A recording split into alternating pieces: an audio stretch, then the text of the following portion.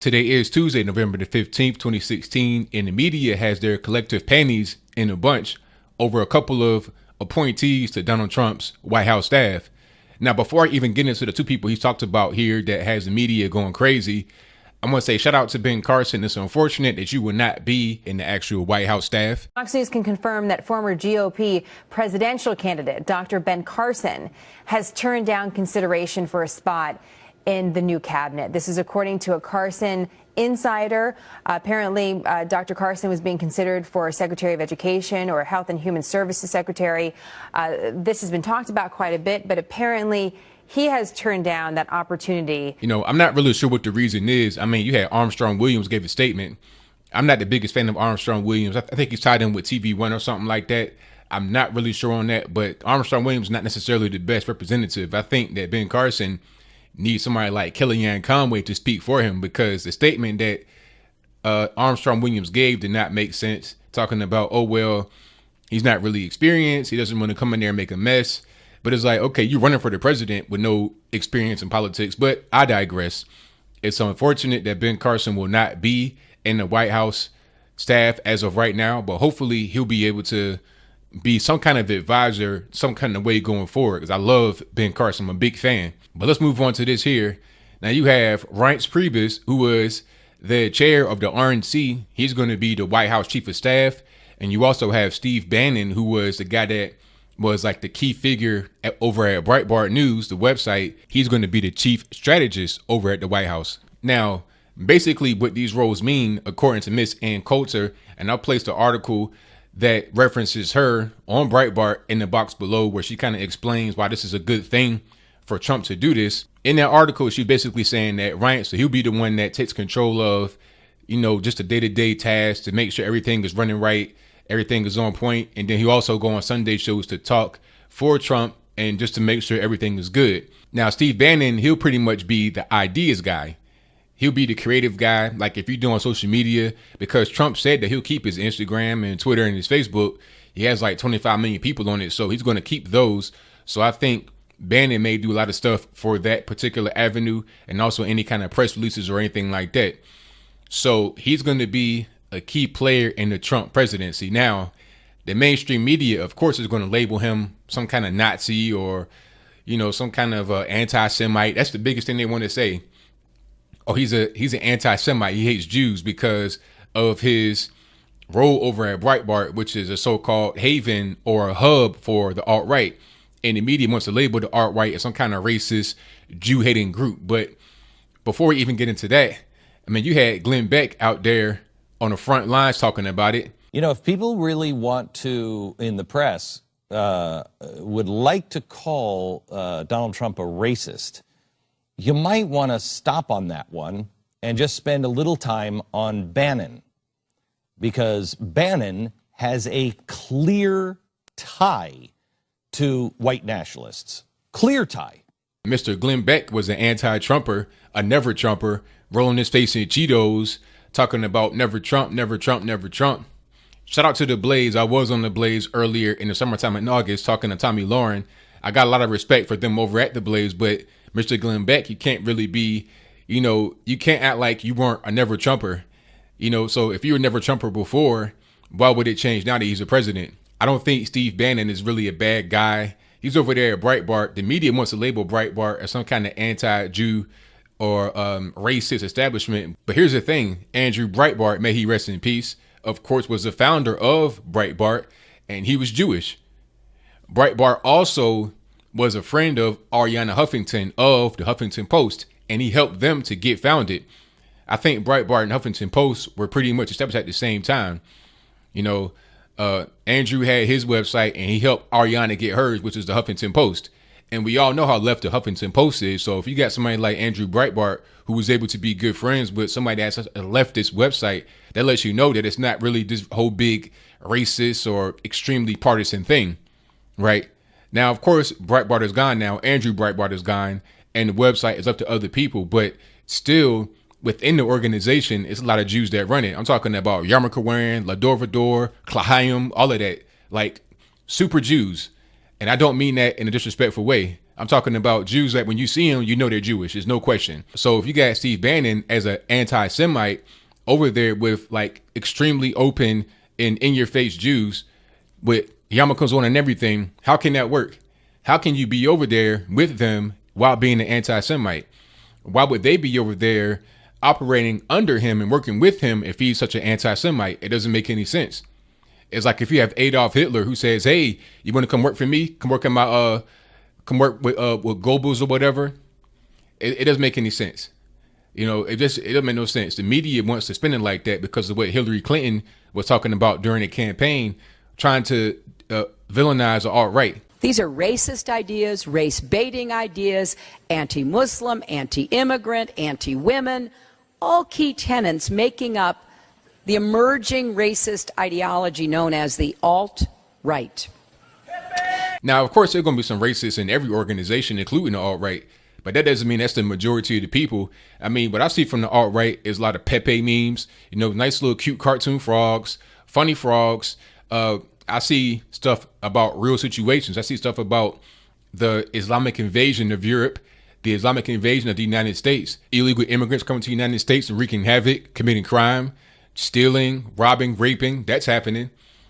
Not all, of course, but there are way too many that come over the border illegally and do illegal things. That is the kind of stuff you see over at Breitbart. Now, the media will say that's racist. The liberal media, the mainstream media says that's racist. How is it racist to say the truth? How is it racist to say that when you allow people to come over to the United States unfettered and illegal, that maybe, just maybe, they'll be involved in criminal activity? And how is it racist to point that criminal activity out? It didn't make any sense to me. And then they had a whole thing about Bill Kristol being a renegade Jew. It probably was a Jewish person that wrote that or was approving or edited the whole thing. Because like I say, you got a lot of Jews over at Breitbart that run it, including Mr. Ben Shapiro, who was over there at one point. Now, Ben Shapiro wrote a piece on the Daily Wire, which is his new website. He used to be over at Breitbart as a top level guy, but he left because he was never Trumper. So he left during that whole situation. It was a whole big kerfuffle with him and the female reporter. I don't even want to get into that because that's a whole different story. But he left during that period of time, during this actual campaign cycle when Trump was really rising and becoming more of a central figure over at Breitbart. Now, he left during that time, and he still is saying that Steve Bannon is not an anti-Semite. So if you got Ben Shapiro, who is a Jewish guy, a lawyer, wearing a yarmulke, goes to temple, like a very religious guy, like, you know, he was a virgin until he got married, very religious.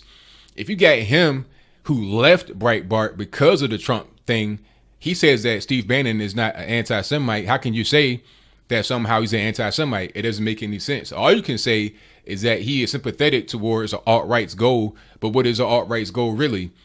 Are they like a neo-Nazi group? Do they want to just hang black people? Do they want to kill black babies? The alt-right doesn't want to kill. The alt-right is against abortion as far as I know. They're not for the liberal ideology. So apparently, if you like a renegade group that is anti-PC and you go against a liberal narrative, that makes you a racist, that makes you a Nazi, and that makes you some kind of hater and an anti-Semite. See, all these names, all these false accusations, this is exactly why Donald Trump won. This is why Steve Bannon is now the chief White House strategist. This is why Reince Priebus is now going to be chief of staff. You can't keep saying untrue things about people and expect for them just to take it, be like, yeah, you're right, I'm a racist. You know, I love blacks, I love whites, I love Jews, I love Asians, I love everybody. But yeah, I'm a racist because you say so, right? You say so from your liberal place, which is 80, 90% white and rich. Yeah, I'm sorry.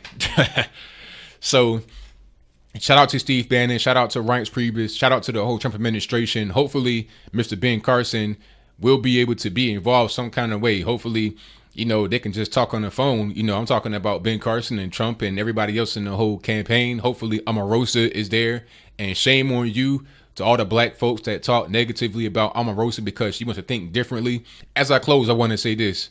Black folks, we say that we don't want people to pigeonhole us into certain little boxes, but yet we go out of our way to demean people within our community that think differently than us. Then we want to call people like Steve Bannon a racist and an anti-Semite and don't even know who he is at all. All you know is what the media tells you to know. So to the black community, to the white community, to Jews, to Asians, whoever's listening, just think with an open mind. Don't take my word for it. I put sources in the box below, not just from Breitbart, but also New York Times and etc. You look at the New York Times and other liberal media and see how they characterize Mr. Steve Bannon, and then see how they characterize Mr. John Podesta, who was Hillary Clinton's 2016 campaign manager, who probably would have been chief of staff or something like that if Hillary was to win. Look at WikiLeaks and see what he was doing with the whole spear cooking situation. So somehow that's all performance art. It's all good to have sperm, breast milk and blood and a mixture and splashing it around and consuming it, drinking it like vampires. That's fine for your campaign strategist, for your campaign manager to be doing that. That's cool. But if you share Pepe memes and you talk about the Islamic invasion of Europe in the way that it actually is, which is a negative way because they bring a lot of crime, as we can see every single day, then somehow that's racist. Somehow that's just over the line, over the top. Don't believe the liberal media. So what do you guys say about it? Do you know anything about Steve Bannon? Do you think that he is a bad guy? One more thing I want to say. Sarah Palin knows Steve Bannon. I think Steve Bannon produced a documentary or a movie about her being an Alaska governor and her whole ascension to the top and everything. And Steve Bannon's daughter is in the army, if I'm not mistaken. No, she's in the military. So this guy's just not any old random guy. I think he was in the military before himself, and he was also like a Wall Street guy. He has a good background to him. I suggest that you go read up on him and figure out who he is before you just say, oh, he's a racist because he was affiliated with the alt-right. But that's just my viewpoint on it. I want to ask you what you think. Do you think he was a good guy? Do you think he is a good selection for the Trump campaign? Or is he a racist? Is he some kind of anti-Semite or what have you? Now, if that's your assertion, please provide some information that proves that to me in the comments below. I'll be looking forward to it. Whatever your comments are, let me know in the comments below.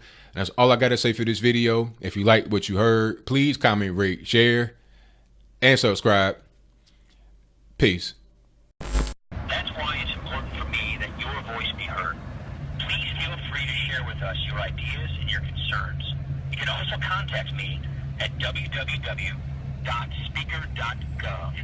Thank you very much and have a great day. Record your message after the tone. When you've finished, you can hang up or press 1 for more options.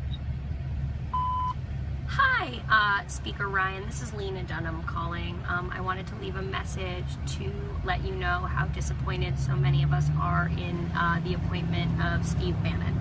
I'm not sure you're really going to listen to this, but I hope you do, because I want to let you know that as a woman, as a Jew, as a person who cares about other human beings, people of color, the idea of appointing an anti-Semitic white supremacist... With your recording. No, I'm not actually satisfied with my recording. Thank you.